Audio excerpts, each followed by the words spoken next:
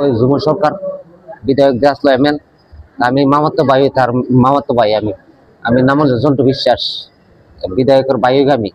আমরা ইয়ে দিয়ে আক্রমণ করলো, দাও দিয়া এরা সালাম জমে খুব মারছে।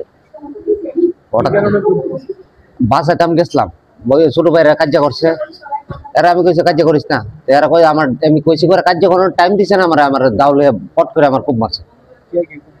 মানিক দাস আর মানিক রনি দাস, দুজন বাংলাদেশি, শালা পঞ্জাবে তারা বাংলাদেশে আইসে প্রচার হয়েছে না, মনে হয় 3 বছর হয়েছে না।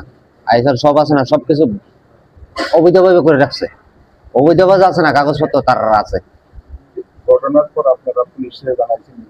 পুলিশ জানাইছি আমরা, আইসে পুলিশ বেড়া আইসে, তাই আমার বেড়ে ট্রিটমেন্ট কি দেখে লিখে লেগেছে আমার। এরপরে আমি বলছি স্যার এমন মনে হয়েছে, তারপরে লেগেছে স্যার ঠিক আছে আমরা যাইতেছি।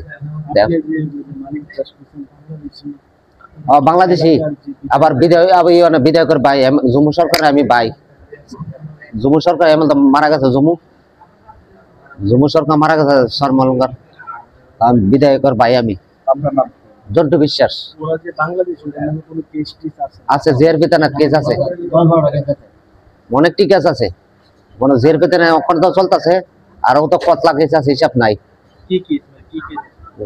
লোক পাচার করে, বাংলাদেশি লোক পাচার করে আসেনি, লোক পাচার করলে আসে না, ওটা করলে মনে করো ওই দমকিতে টাকা পয়সা জমা লাইছে বাংলাদেশে, হঠাৎ করে দেখতে মানে লাইছে।